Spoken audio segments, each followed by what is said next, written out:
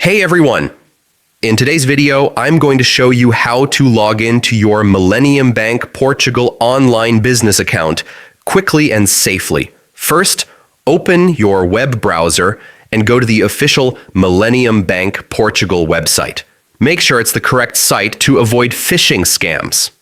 Next, click on the Login or Área de Cliente button, then choose Business to access the business online banking section.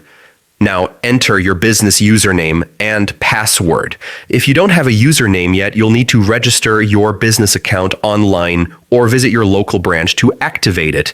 After entering your credentials, you may be asked to complete a two-factor authentication step. This could be a code sent to your registered mobile number or email. Once verified, you'll have full access to your business account dashboard where you can manage transactions, payments, and other banking operations online.